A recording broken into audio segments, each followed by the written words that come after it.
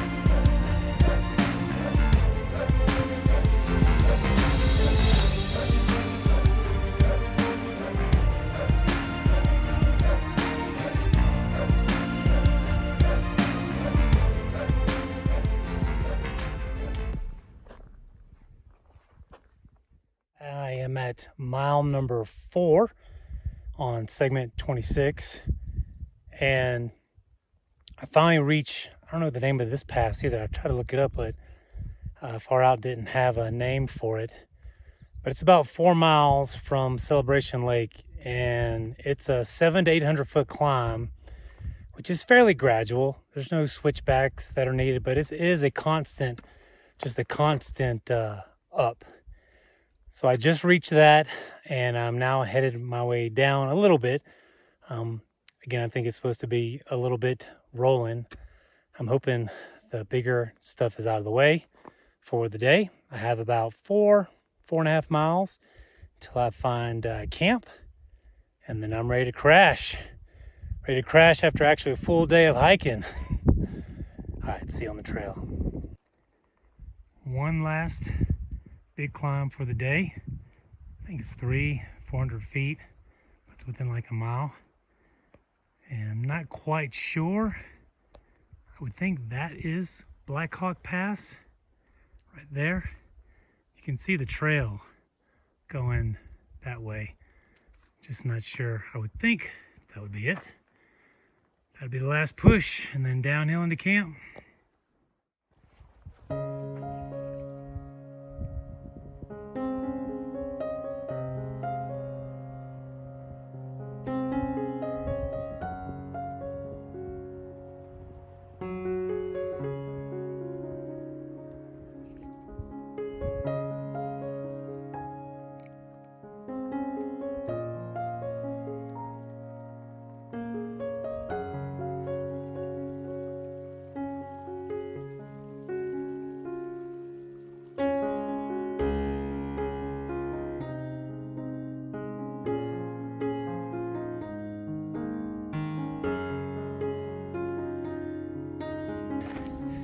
Don't let anybody fool you.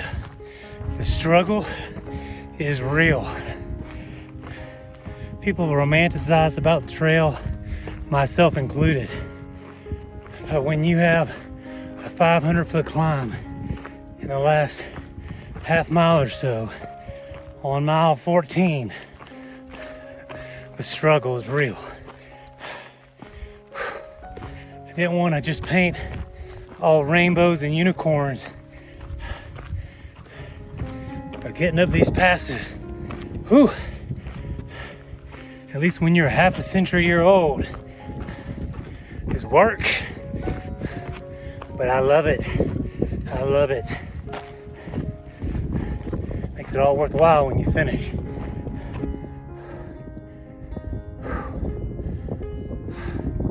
There's nothing like getting to the top of a pass. So that's where I came from. This is Blackhawk Pass, I believe. And now we get to descend. A couple more miles to camp, and we'll be good to go.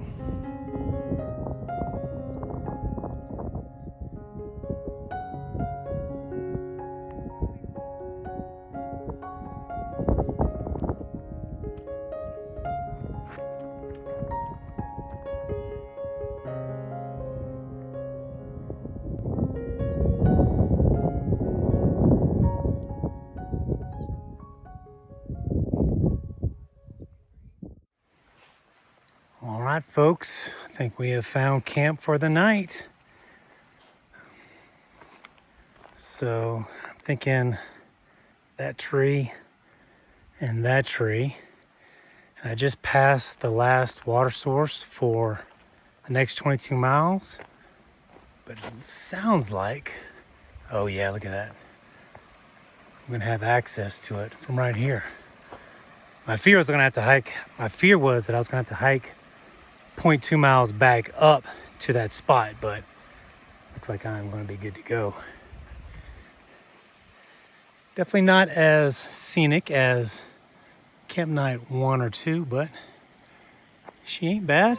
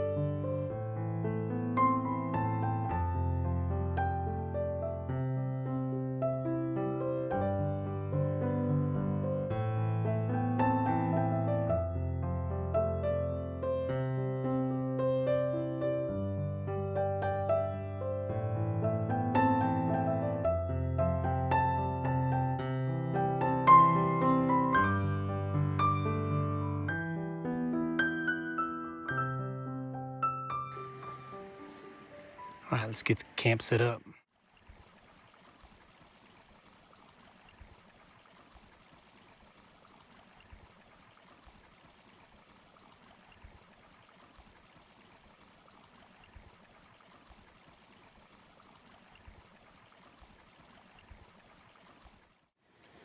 Well, that's going to do it for day 3.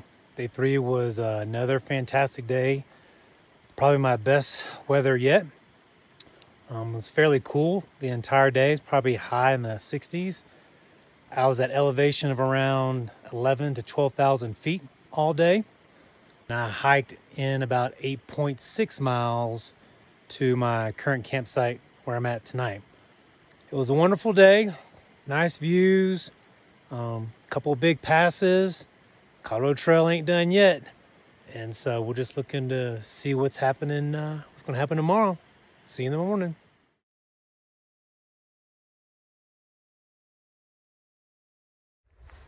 Morning, folks. It is day 4, and it's a cold one this morning, coldest yet. Woke up to 34 degrees with wind blowing. So I have been bundled up all morning, and probably will be bundled up for most of the morning, I can see. But today's agenda, we got about 14.2 miles according to Far Out.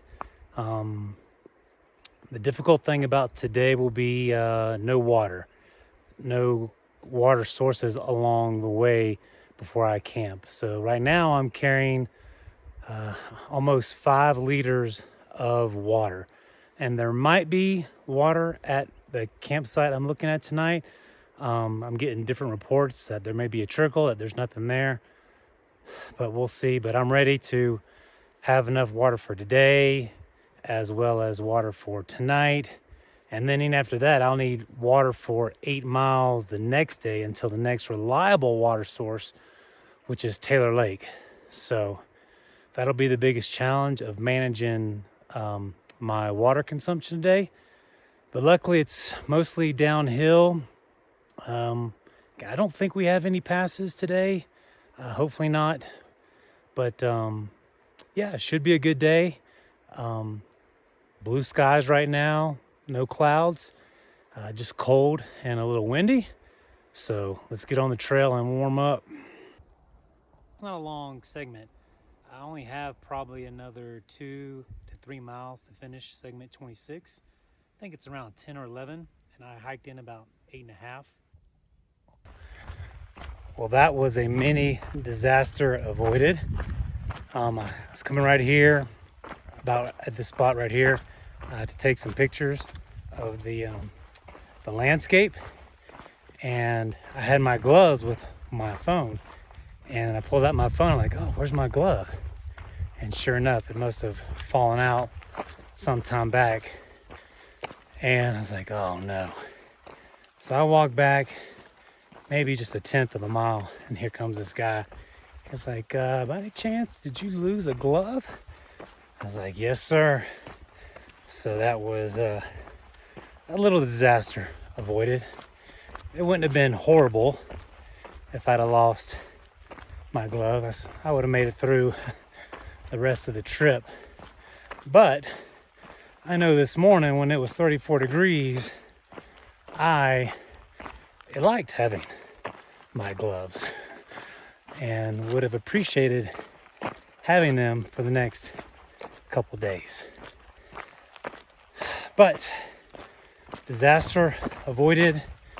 I probably have half a mile or so until I'm at the end of segment 26, and then we'll start segment 27. Well, that does it for segment 26. I am now here at I think it's called Hotel Draw Road, which is the beginning of segment 27. So yeah, just 2 more in the books, and then we'll be done. So still got 12 more miles to go. No water. It's heavy, but it's all good. But speaking of water, let me show you this over here. Looks like some trail magic where somebody had left some water. Unfortunately, they're all empty at this point because it's a 22-mile stretch without water. So thank you for those folks out there who are leaving water stashes. That is definitely helpful. So segment 26 was it was a good segment. I don't think it was as nice as segment 25 in terms of like scenery. The beginning half is definitely the more scenic part where you have A couple passes that you need to go over, 12,000-foot passes, some nice big open views, couple meadows, valleys, pretty cool. Up to the point like where I camped last night. Um, the last, I would say, 2.5 miles wasn't really much of anything, just heading down to this point where I'm at right now to start segment 27. But it was beautiful. It was. I enjoyed segment 26. Now let's see what segment 27 has to offer. I know it's got Indian Trail Ridge. Looking forward to that. That's the last big climb of the trail. And yeah, we'll tackle that tomorrow, not today.